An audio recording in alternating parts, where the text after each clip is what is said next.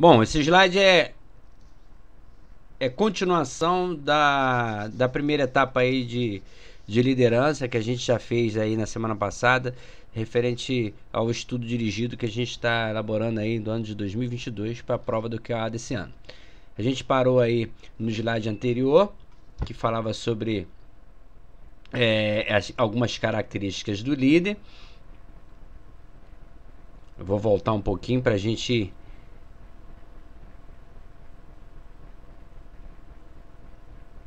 Aqui. Bom, vamos lá. A gente parou um pouquinho avante, mas eu voltei um pouquinho antes para a gente dar continuidade e relembrar algumas coisas. Exercício da liderança pelo pessoal da Marinha. Aí é o pessoal da Marinha, né? Se a gente falar de Marinha, a gente está tratando da liderança naval. E liderança naval é aquela que é exercida somente no âmbito interno, no âmbito da Marinha. Se a gente está falando de Marinha, estamos falando de militarismo, então é baseado na hierarquia e disciplina. Dentro desse contexto, a gente vai tratar também da ética militar naval, que ela é baseada, tem inserido em si o valor, a ética militar, que vai fazer, especificamente a ética militar, é justamente aquilo que vai inibir o carreirismo. Mas em se tratando da ética militar naval, a gente entende como conjunto de valores, princípios, costumes e tradições, tudo isso associado e instituído em normas estatutárias e regulamento. Essas normas estatutárias e regulamentos, junto à tradição, vão fazer o funcionamento da conduta do militar da Marinha. Exercício da liderança. Para os militares da MB, alguns parâmetros são específicos para o exercício da liderança. Seriam eles o desenvolvimento, o ajustamento e a orientação dos subordinados. Se estiver rápido, só falar. Lembrando que, para a assunção de cargo, um atributo em específico é ressaltado, ele é destacado, é a autoconfiança. E essa autoconfiança, ela é o resultado do perfeito preparo profissional, da habilidade de transferir esse conhecimento profissional e, é claro, da satisfação que daí decorre. O líder, ele é uma entidade de referência. E como ele é um referencial para os seus liderados, ele deve adotar alguns procedimentos para que não seja incoerente com aquilo que ele disponibiliza como exemplo. Seriam esses procedimentos os seguintes: ele tem que ser sempre sincero. Aí a sinceridade, ela não é somente para os subordinados. Ele vai ser sincero com os superiores, pares e subordinados. O líder também tem que obedecer, assim como assegurar-se de que as normas são obedecidas. Ele estimula os seus subordinados o sentimento de dizer a verdade. Isso aí é sempre. Ele sempre vai estimular os seus subordinados o sentimento de dizer a verdade. Ele é justo, criterioso, quando for imputar recompensas, elogios e punição. Vai respeitar sempre a dignidade humana. De que maneira? Evitando expressões depreciativas, preconceituosas ou até grosseiras. Vai desenvolver a coesão, a disciplina e, por último, o líder, como referência, ele deve adotar o seguinte procedimento: ser criativo. O líder também tem que ser criativo. Agora, trabalhando com militares no estrangeiro. Bom, em se tratando com militares do estrangeiro, é um aspecto um pouco mais complexo, porque além de você estar lidando com especificidades do meio militar de um outro país, a gente está tratando com pessoas que possuem culturas diferentes, alguns aspectos sociais e até religiosos também diferentes. Então, é complexo por quê? Por pertencer a um nicho cultural, social e religioso que pode ser diferente. Nesse sentido, a bibliografia da gente, ela ressalta essa palavra intramuros. Então, todas as vezes que isso caiu em nossa prova, o intramuros denunciava a questão, tá? O líder, nesse caso, ele é um representante da nação. O representante da nação, trabalhando com militares estrangeiros, é um líder intramuros.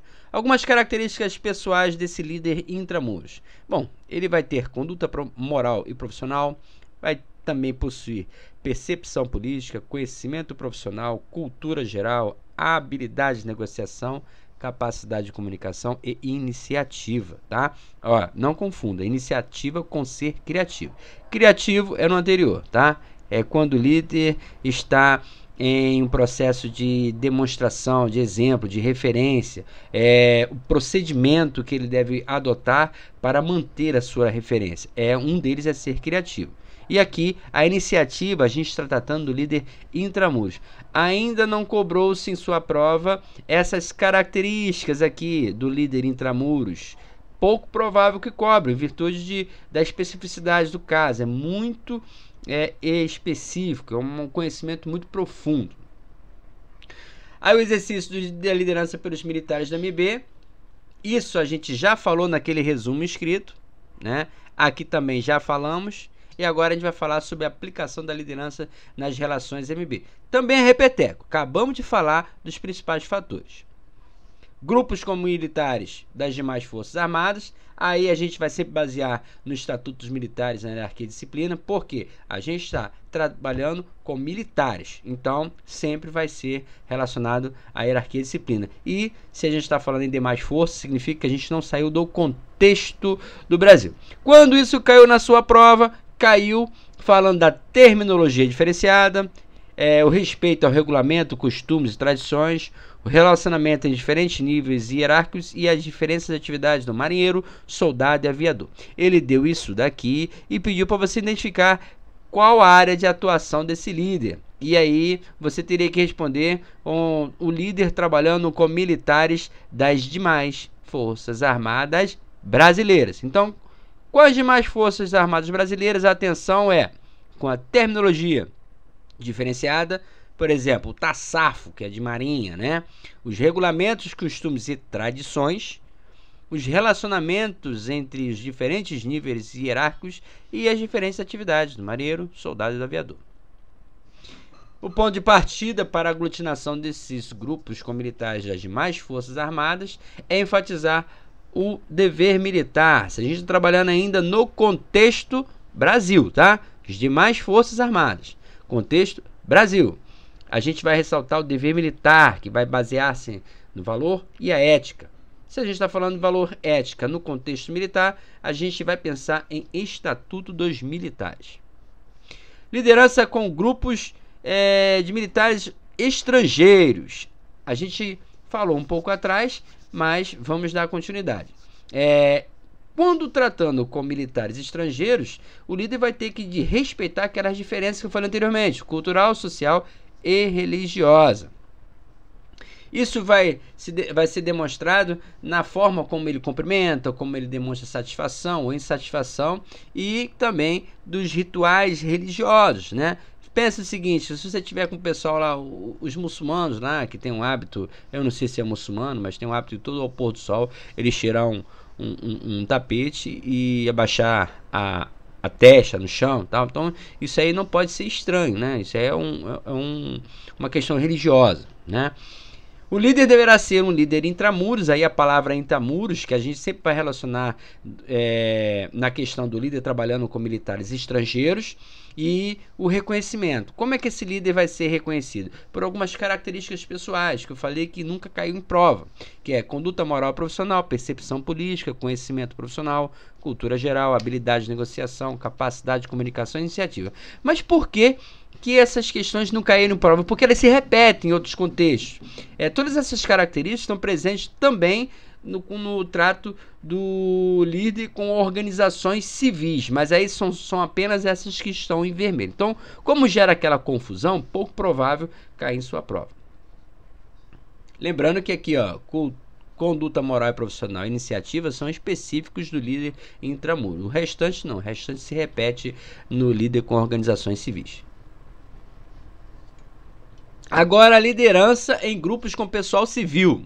Bom, nesse contexto vai entrar em cena A negociação, a capacidade de comunicação, o equilíbrio emocional é muito importante, os conhecimentos técnicos profissionais, porque isso é que importa para o paisano, e a cultura geral, não é uma cultura específica, é a geral. Nesse caso, o líder naval, ele vai ter algumas coisas que vão aumentar ou reduzir a sua credibilidade. E isso é muito importante. A primeira chamada aí, o primeiro item, a sua posição hierárquica. Por que eu digo que isso é muito importante? Porque em uma questão onde o líder trabalha com civis e em uma opção ele buscar esse conhecimento, se você sabe que a posição hierárquica é um fator que adiciona a credibilidade do líder, você vai pensar, poxa, a gente não está falando de ambiente militar, por que eu estou então discutindo a posição hierárquica? Então, pode gerar essa confusão. Aí, eu diria que é muito importante levar para a prova a associação de que a posição hierárquica do militar, ela é diretamente proporcional à credibilidade do líder. Ao seu papel de chefe naval, a sua percepção política, capacidade de comunicação e iniciativa. Eu pediria aí, pessoal, que não for falar, botar o microfone mudo, tá saindo som aí. Obrigado. Vamos lá. Se for falar, pode botar aí e contribuir também. A percepção política, capacidade de comunicação e iniciativa. Note que iniciativa também estava lá anteriormente, né? Aí a habilidade de negociação. Então, se repete. Aqui, quando a gente trata de líder trabalhando no ambiente com pessoal civil, lembre-se, posição hierárquica é o gatilho para a resolução dessa questão. O poder do líder nesse grupo, e a gente está falando do grupo civil, pessoal civil, tá? Ele vai vir do conhecimento e habilidades específicas, das relações e ligações pessoais e da autoridade pessoal, que aí seria a posição hierárquica, e o carisma. O líder naval deve definir o objetivo com clareza de metas, criar uma estratégia de liderança e possuir atributos que permitem comunicar-se de forma persuasiva, demonstrando interesse, ser perseverante, comportar-se de modo íntegro, ser gentil, ter senso de humor, respeitar os demais e agir com firmeza e confiança. Também não caiu na sua prova. Ainda, né? Principais atributos do líder. Isso cai de vez em quando. Vamos lá. Exemplo. Caiu, acho que no ano retrasado. 2019 ou 2020 caiu, né? Essa questão do exemplo. Ele deu um texto bíblico e perguntou qual era o atributo do líder. Era o exemplo. O exemplo é aquilo que você apresenta inicialmente, né? Afinal de contas, o líder ele é observado pelos seus subordinados. Se ele não passar uma boa impressão, não tiver boas atitudes, os seus subordinados o seguirão também naquelas ações erradas. Então, o líder tem que ter um bom exemplo. E dentro do exemplo, consta a apresentação pessoal. Aí vem a integridade ética, né? Integridade ética, dentro da integridade ética, a gente vai ter atributos como honestidade, transparência, fidelidade, coragem. E a definição dela, né? É o comprometimento inquebrantável com os valores éticos da instituição. Aí ele vai falar honra e lealdade para com superiores, pares e subordinados. Isso tudo a gente está falando da integridade ética. Aí aqui fala, ó, integridade ética diretamente relacionado aos valores éticos da instituição. Dentre os atributos que compõem a integridade ética, a gente tem a LECOCA, que eu diria, eu tenho outro mnemônio para LECOCA, mas aqui deixei isso aí, tá? É lealdade, coragem e caráter. Não confundir, tá? Aqui embaixo eu botei Demen Coca, que é outro mnemônio, para não confundir, tá? Que aqui tem Coca e aqui também, não é a mesma coisa não, tá? Isso aqui é liderança democrática, é o Demen Coca, e o LECOCA não. O LECOCA faz parte da integridade ética, que é lealdade, coragem e caráter. Lealdade. Aí é o espontâneo e incansável devotamento a uma causa, sincera obediência à autoridade dos superiores e respeito aos sentimentos da dignidade alheia. Coragem. A coragem se subdivide em coragem física e coragem moral. Quando ela é física? Quando é a superação do medo ou dano. E moral é aquela disposição para defender suas convicções, mesmo que você não concorde com elas, né? Vai contrariar suas próprias conveniências pessoais. É a capacidade de assumir a responsabilidade por suas decisões e erros. Essa é a moral. E caráter, aí se a gente está falando de caráter, quando você pensa em uma pessoa bom caráter, mau caráter, você está se direcionando exclusivamente aos valores e às crenças dessa pessoa. Então o caráter ele tem a ver com crenças e valores. E dentro desse contexto do caráter, ele ainda ressalta duas características específicas, que é a honestidade e a integridade. Humildade. A humildade é fácil, né? É você ter uma consciência de que não sabe de tudo, que você pode não ter a razão, né? Competência profissional. Aí a palavra gatilho para competência profissional é a sinergia, né? Por quê? Competência profissional é a combinação sinérgica expressa pelo desempenho profissional. Aí vai ser através de conhecimentos, habilidades e atitudes. Mas olha só, quando isso cai na sua prova, ele vai ter que colocar a palavra sinergia, sinérgicas, alguma coisa do tipo. E essa palavra é gatilho para você marcar competência profissional. Determinação. Se uma pessoa é determinada, significa que ela não aceita não, ela vai persistir até conseguir. Então, palavra gatilho, persistência. E é claro, a gente vai ter um prazo imposto aí dentro dessa persistência. Não confundir determinação com entusiasmo, né? Porque o entusiasmo não é insistir num fato, e sim quando você fizer, você está vibrando, está cheio de espontaneidade. Então, palavras gatilhos, vibração espontânea. E, nesse caso, do entusiasmo, ela é até contagiante. Capacidade decisória. Aí, capacidade decisória a gente não pode confundir com senso de justiça. Por quê? A capacidade é uma habilidade. O senso de justiça é uma capacidade. Então, a gente não pode confundir, tá? Se eu estou falando de capacidade, eu não vou falar que a capacidade decisória é uma capacidade de considerar, não. Eu vou falar que é uma habilidade de considerar diversas linhas de ações. O líder tem que ser capaz de tomar decisões difíceis e impopulares, né? Nem todo mundo vai gostar da decisão, mas essa faina aí vai ser dele. Ele tem que ser firme em suas decisões e não pode ser irredutível também diante das circunstâncias. Autoconfiança. Aí, a gente já falou da autoconfiança anteriormente, mas aqui ela fala da capacidade de pensar e decidir autonomamente.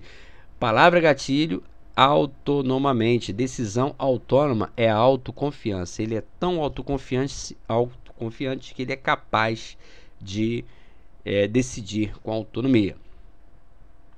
E ter convicção de ter competência para ser bem-sucedido diante das dificuldades, expressas pela segurança, firmeza e otimismo no modo de falar e de agir. A pessoa autoconfiante, ela tem firmeza para falar, ela age com mais segurança, ela tem confiança.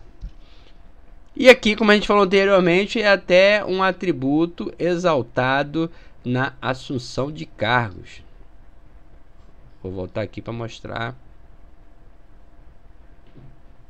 Autoconfiança, destaque para a assunção de cargos.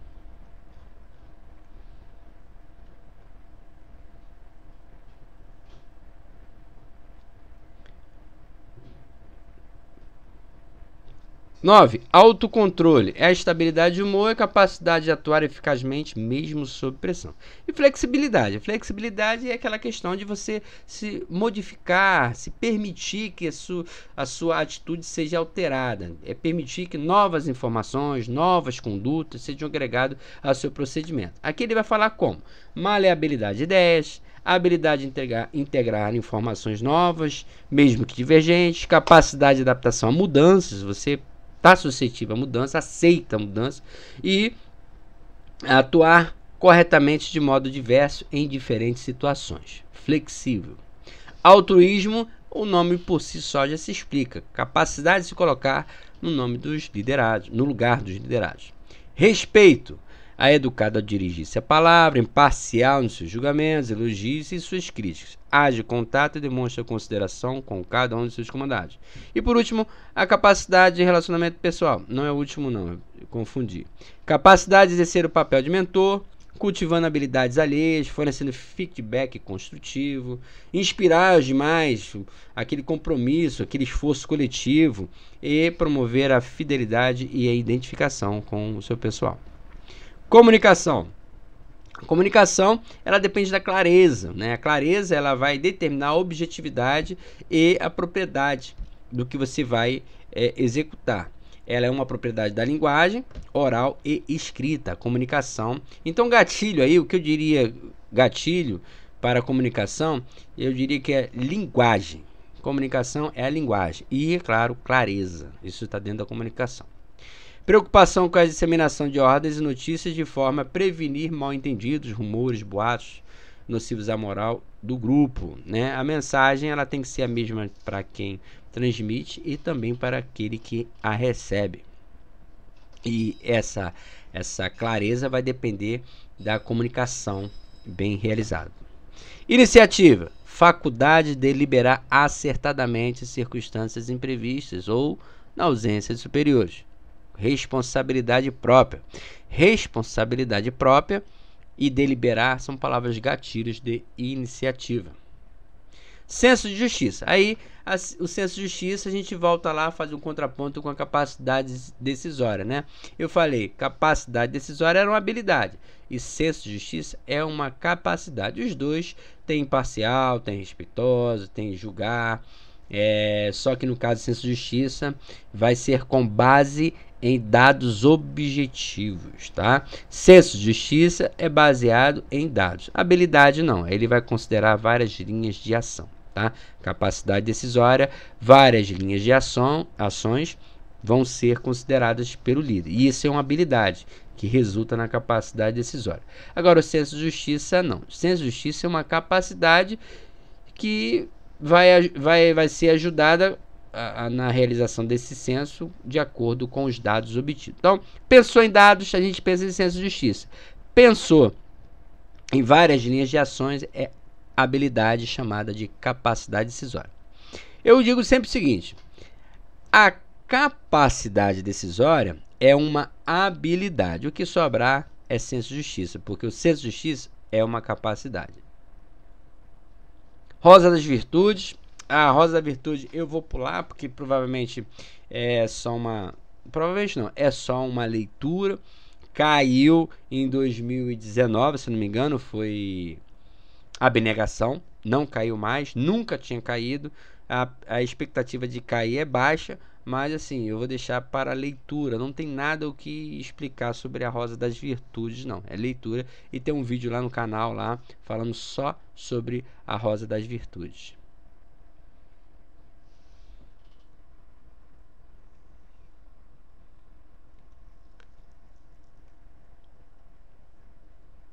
Aí, após a Rosa da Virtude, a gente tem algumas normas apontadas por Beckman. Aí, esse textozinho aí é uma parte da bibliografia que a gente costuma negligenciar, porque está lá no finalzinho da apostila, né?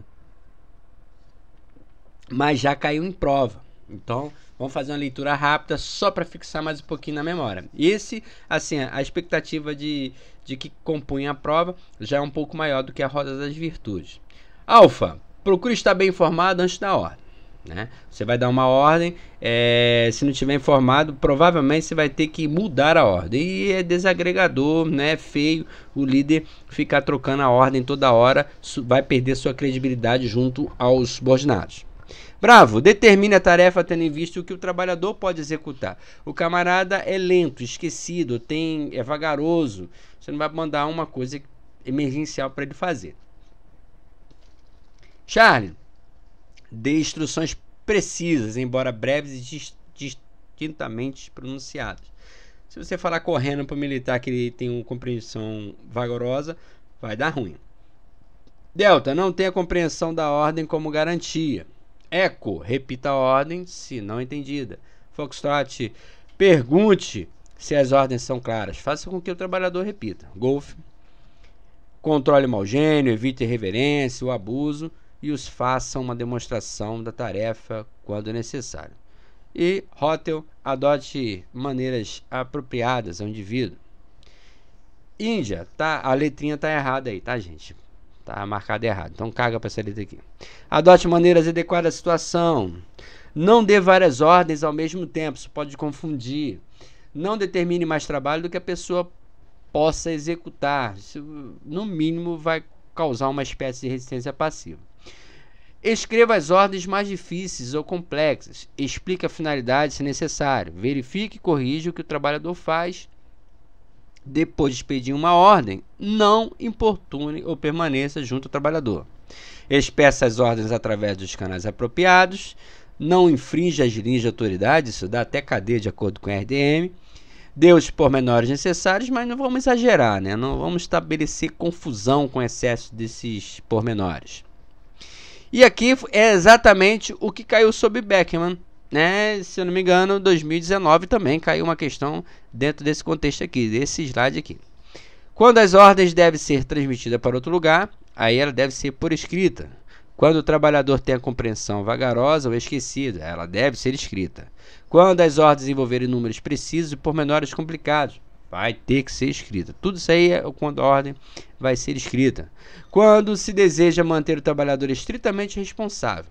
Quando a ordem é importante e necessita ser seguida à risca. Quando um boletim pode ser usado para ordens de caráter geral ou designação de tarefas. E quando a citação das ordens gerais ou determinação superior. Aqui a questão caiu, se eu não me engano, em 2019, que o resultado foi abnegação. Aqui era mole, né, cara? A gente, se você pensar na virtude, consiste aqui, ó, renegação de si mesmo. Renegar não é fogo sagrado, coragem, tenacidade. Talvez você confundisse com a tenacidade. Mas a tenacidade é você estudar tanto uma coisa para a realização, não tem nada a ver com renegar, né? Aqui o excesso de estudo, o excesso de preparação, o excesso de condicionamento para executar a faina. Lealdade tem nada a ver. A abnegação, quando caiu nessa prova, estava de graça. Fogo sagrado é tudo que exalta muito o sentimento da marinha. A coragem, a gente já viu ali, coragem moral e coragem física. Tenacidade, acabei de falar. E a lealdade é você ser leal, né? Fazer as coisas mesmo na ausência do líder. A abnegação foi a resposta. E aqui, daqui pra frente a gente tem lá no canal lá do YouTube, tá? Mas como a gente tá acelerado, dá tempo a gente fazer mais uma revisãozinha aqui a respeito do assunto. Vamos lá, liderança. Se a gente está falando de liderança, a gente sabe que vai ter um mais antigo. Esse mais antigo ele vai exercer dois papéis. Esses dois papéis possuem nome. É o papel de chefe e o papel de condutor de homem. Aí o chefe vai ser relacionado com a função, posto, a graduação. Isso automaticamente já lhe dá autoridade, porque ele é chefe. Ele está linkado a uma função, a um posto, uma graduação. Já o condutor de homem, não. Esse condutor de homem é o que a gente conhece como líder. Ele é líder simplesmente por poder ter a característica, a capacidade de influenciar e inspirar outros cidadãos, pessoas, para que hajam dentro do contexto para executar determinada faina ou determinada grupo de trabalho, como se fosse para a instituição, né, como se fosse seu próprio interesse. É profundamente ligado aos valores éticos e morais. Então, líder vai ter que ter influenciação, vai ter que ter valores, né? Mas o que seria agora comandar, né? A gente falou chefe, condutor de homens, agora comandar. Dentro de comandar, a gente vai ter o processo dinâmico e progressivo de aprendizado, mas a gente também vai ter a chefia e liderança como processos simultâneos e complementares. Mas assim, especificamente a atitude de comandar é justamente o ato dele reunir essas duas características acima, os dois papéis do mais antigo. Quando ele exerce a chefia e a liderança, ou seja, esses dois papéis, então ele estaria comandando, e exatamente dentro de uma organização, que no nosso caso é a Marinha. Aí, esses dois processos que eu falei, em comparação, dinâmico e progressivo, simultâneos e complementares, vale a pena dar uma atenção maior para que não se confunda.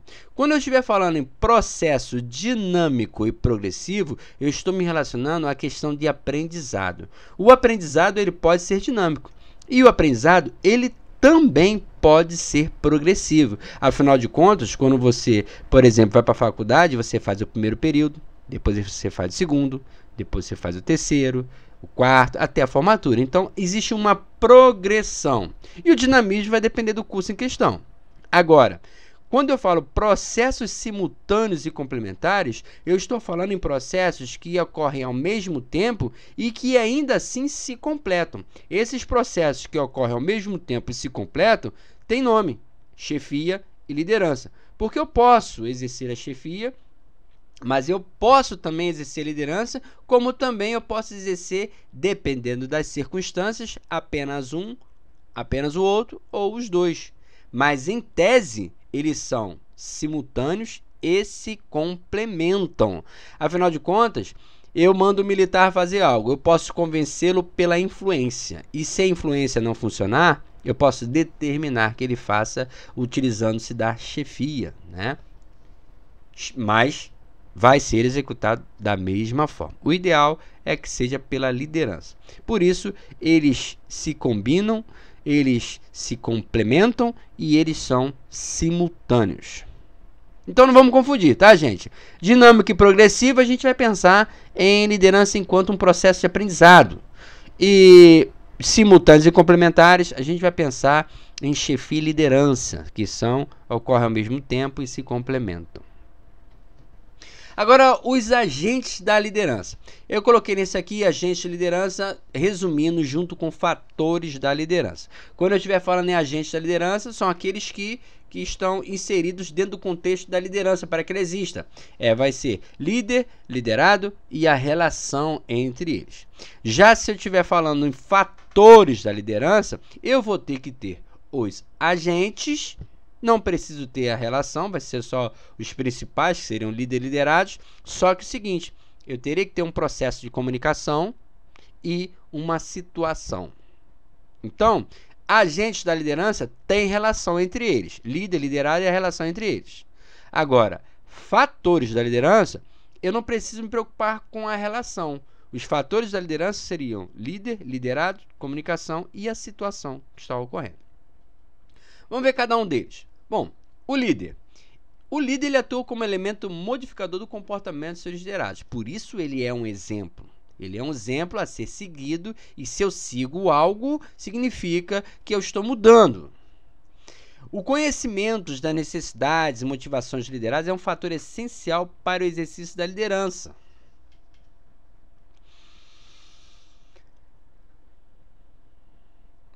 Continuando. Comunicação. O líder deve ser claro e escolher cuidadosamente as palavras, porque as palavras têm que significar a mesma coisa para ele e para os seus liderados. Ainda em se tratando da comunicação, a gente tem que entender que ele é um processo essencial da liderança e é nesse processo que o líder vai conseguir coordenar, supervisionar, avaliar, ensinar e até treinar, aconselhando também os seus subordinados. Ele vai precisar desse processo, da comunicação, para poder alcançar cada um desses itens. E é por meio da comunicação que ele vai aumentar ou diminuir o vínculo das relações pessoais, vai criar respeito e confiança e até a compreensão. Agora a situação. A situação é aquela, se resume como aquela atividade que o líder precisa. Ou seja, o líder tem que compreender a dinâmica da liderança e aplicar esses conhecimentos como guia para cada situação em particular. Porque o nível de liderança que ele vai utilizar, o fator da liderança, o estilo da liderança vai depender da situação. Então ele tem que entender que situação é essa, para avaliar, analisar, para identificar qual é o melhor estilo que ele vai poder utilizar em cada situação em específica. Processos de influenciação de um grupo. aí sumiu o processo, vou ficar devendo esse slide para vocês aí, tá? O processo de influenciação, ele é profundamente ligado aos valores éticos e morais. Aí, se eu estou falando de filosóficos, pensa bem. Filosófico, eu estou falando de senso crítico, valores éticos, valores morais, e dentro desse processo filosófico, a gente tem a axiologia, que é a parte mais nobre da filosofia, é a teoria dos valores. Aí vem o aspecto psicológico. O psicológico, ele se resume, assim, tem 3 aspectos interligados a ele, que é o conhecimento profissional, o autoconhecimento e o conhecimento do seu subordinado. Isso já caiu na sua prova, tá? Conhecimento profissional, autoconhecimento e conhecimento subordinado está diretamente ligado aos fatores psicológicos. E os valores, os fatores e o processo sociológico, ele vai ter a ver com cultura e subcultura, que são processos sociais. Dentro desse processo sociológico, não está aparecendo aqui, né, por algum motivo, depois eu vou verificar e mando para vocês. Eu tenho cooperação, competição e conflito. Bom, meu Deus. Peraí, voltou. Cooperação. A cooperação é aquela atitude, é o mais esperado, né? O ideal, né? A gente nem sempre vai conseguir, mas é o fato de você trabalhar em conjunto. Já a competição, não. A competição, ela vai estimular um grupo, mas tem aquele grupo que pode ser desencorajado, que é exatamente aquele grupo que está acostumado a perder. Ele pode causar hostilidade dentro do grupo, à medida que ele vai ter uma luta cuja oferta é limitada. E essa oferta pode ser dinheiro, poder ou até um status. O grupo, ele vai ser recompensado à medida que ele superar os rivais. Esse estilo de liderança competitiva, ele pode aumentar a produtividade, mas para aquela galerinha que está acostumada a fracassar, ele vai desencorajar. Eu nunca ganho mesmo, então para que eu vou me esforçar, né? E com isso, quando a gente começa a observar que apenas parte ou fração desse grupo consegue ter sucesso e outras não, isso vai meio que causar uma hostilidade dentro do grupo. E o exagero, ou a recorrência dessas hostilidades pode se transformar no próximo processo, que é o conflito. Aí o que seria o conflito?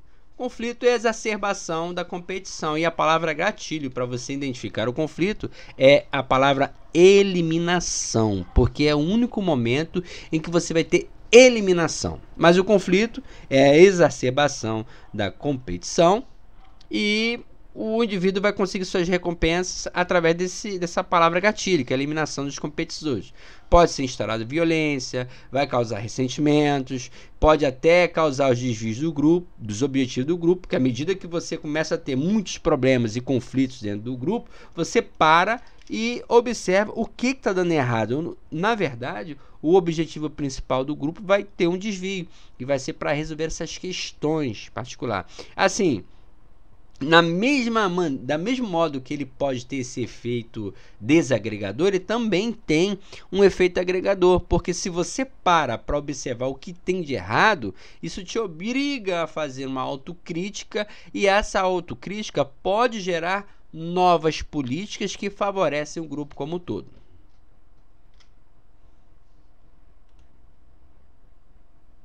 Agora, estilos de liderança. Quanto ao estilo de liderança, a gente divide em 3, que é o grau de centralização de poder, o tipo de incentivo e o foco do líder. Aí tem subdivisões, né? O grau de centralização de poder, ele se subdivide em centralizadora, democrática e delegativa. Já o incentivo, ele pode ser transacional, transformacional, e o foco do líder, ele pode ser foco direcionado para a tarefa ou foco direcionado para o relacionamento. Grau de centralização de poder, liderança centralizadora. O camarada que trabalha com a liderança centralizadora, ele vai agir com pressão contínua. Ela é muito indicada, inclusive, para situações de combate. Uma característica específica dela é o surgimento da resistência passiva. Resistência passiva é um gatilho para a centralizadora. E se eu estou falando de líder centralizador, é o líder marinha. Ele não tem interesse pelos seus problemas pessoais e nem do grupo. E ele não é muito afeto à questão da iniciativa dos seus subordinados. Isso fica mais para a liderança democrática, que é a próxima. Liderança democrática. O líder vai abrir mão de um pouco da sua autoridade, não toda, né? Ele vai permitir que os seus subordinados participem, que opinem, mas de maneira nenhuma ele vai deixar de ser a autoridade formal. Ele não vai abrir mão dessa autoridade máxima. A decisão é dele, né? E é muito utilizado em situações de Estado Maior. Você vai ver esse tipo de liderança em situações de Estado Maior. Agora, o êxito dessa liderança democrática, ela vai depender do conhecimento técnico profissional, do engajamento e motivação do grupo e da realização pessoal e das características pessoais desse grupo. Aí me traz aquele mnemônio que eu falei anteriormente, o demo em coca. Porque o demo é de democrática, em é de engajamento e motivação, o coca de conhecimento técnico e o K de características pessoais. Isso ajuda a resolver questões. Quando caiu questões sobre liderança democrática e cai ano sim, ano não, dá para resolver com esse demo em coca. Satisfação pessoal e realimentação positiva. Realimentação positiva é uma característica da liderança democrática. E por último, dentro do grau de centralização, liderança delegativa. Possui natureza técnica, né? Você trabalha com técnicos, né? Esse pessoal que trabalha com você, ele tem que ser altamente qualificado e motivado, assim essa liderança vai ser positiva. E o seu controle de subordinados, infelizmente, ele é pequeno, porque você está trabalhando com técnicos. Significa que você tem que ser altamente qualificado também, mas como é técnico, vai ter que deixar o pessoal trabalhar, o pessoal manobrar, né? O seu controle vai ser curto. Agora, quanto ao tipo de incentivo? Pode ser transacional e transformacional.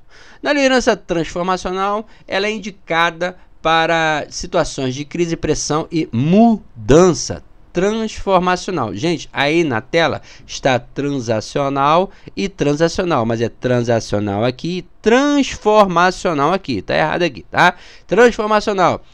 Transforma. Então tem mudança. Crise, pressão e mudança, tá?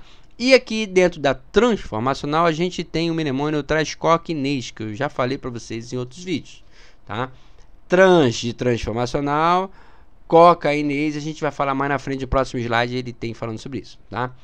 Aí, transacional. Aí, transacional é aquela liderança mais conhecida da Marinha, aquela que corrige erro, que trabalha com recompensa. A recompensa pode ser dinheiro, pode ser licença, pode ser moral, né? Psicológica. É administração por exceção. Ele vai procurar as desvios de conduta e vai corrigir. É a mais comum dentro do nosso ambiente. E agora a liderança com relação ao foco do líder, que pode ser voltada para a tarefa ou relacionamento. Na tarefa fica fácil identificar. Para o trabalho, para a realização, para a execução, né? Já o relacionamento não. O relacionamento você vai utilizar esse estilo, esse foco do líder aí, quando você estiver trabalhando com o pessoal frustrado, desmotivado, onde se instalou no grupo uma situação de tensão, né? O pessoal está muito satisfeito, desmotivado, então você vai botar um líder voltado para o relacionamento. Por exemplo, você serviu numa M onde a voga estava muito picada, todo mundo reclamando, ninguém quer servir lá, todo mundo quer desembarcar de lá, e vem um alto comando e fala assim, olha só, vamos procurar um comandante que ele seja mais voltado para as questões de relacionamento da sua tripulação, que ele se preocupe com a tripulação, que se preocupe com a tensão, a frustração do pessoal. Então, não é de agarra quando você pega uma voga picada e de repente muda, vem uma voga muito light. Isso já é o tipo de liderança específica para o tipo de comando a ser realizado. E agora, liderança transformacional, Trás-Coque-Inês, né, como eu falei anteriormente. Bom, Trás-Coque-Inês, rapidinho falando, é uma velha guarda que trabalhava, gostava muito de Coca-Cola, e quando ela ia trabalhar em determinado cenário, a pessoa falava assim, ó, traz Coca, o nome dela era Inês, então traz Coca, Inês, porque ia trabalhar feliz e ia ter sua coquinha para beber, né? Um mnemônio simples, mas ajuda. O ex é estimulação intelectual, que é aquela coisa que encoraja as pessoas a ter criatividade, né? O IN, a inspiração motivadora, é quando você vai fazer uma missão e vai falar assim, ó, nós somos o grupo, nós somos o grupo que vai realizar a missão, nós somos os caveiras. Então você está dando uma inspiração motivadora para o pessoal realizar a missão. Carisma, o K é carisma do líder, que vai ter relação com a confiança e admiração. O qual é consideração individualizada, que aí é aquele momento em que você aconselha os liderados individualmente. E o trans é de transformacional. Lembrando aqui que o Trascoque Inês tem aquela questão de parar em Inês, não existia a dicotomia entre trabalho e lazer, tá? Trabalho e prazer, trabalho e lazer. Isso é o suficiente para você responder questões de liderança transformacional na sua prova. Aqui, mais um comparativo aí, ó. Liderança centralizadora utilizada, indicada para combate. Transformacional, crise, pressão e mudança. E liderança orientada para o relacionamento em situações de tensão, frustração, insatisfação e desmotivação. Exercício de liderança pelo pessoal da MB, a gente já viu isso aí, é repetido. Também é repetido. Aqui a gente não viu, tá? Com militares estrangeiros, é o mais complexo. Aí tem as diferenças culturais, sociais e religiosas. O líder deve se preocupar com isso. A gente já viu a questão do líder intramuros. Isso aqui, ó, se repete dentro das organizações civis. Isso aqui é específico do líder intramuros. Conduta moral profissional e iniciativa. Isso é repetido. Agora, militares das Forças Armadas Marinha. Bom, quando você vai trabalhar liderando militares do Exército ou da Aeronáutica, aí você deve enfatizar o dever militar, que é pautado na ética e no valor, né? Isso vai estar nos estatutos militares. E também tem que ter atenção à terminologia utilizada pelo Exército e Aeronáutica, os regulamentos, as tradições de lá, né? Os relacionamentos dos diferentes níveis hierárquicos e as diferenças, né, entre as atividades do soldado, do aviador e a nossa dos marinheiros. Aqui a gente já viu, também já passou, tá repetido. Principais atributos do líder também já vimos, é repetido também. Rosa da Virtudes, já foi. Beckman. E aqui a gente tem muita coisa repetida aí, mas já foi, tá, gente? Vamos terminar aqui a parte de liderança. Próxima reunião nossa aí a gente vai falar sobre exercícios de liderança. Vou botar lá no grupo uma bateria de exercício aí amanhã. O pessoal responde. No sábado, na sexta-feira, se der tempo a gente... Ou então no domingo, quando der. Semana que vem, final de semana agora, que se segue, a gente vai fazer a correção do exercício de liderança que eu vou postar lá no grupo lá. Uma boa semana a todos e tamo junto aí. Rumo ao CFO 2023. Alguém quer falar alguma coisa?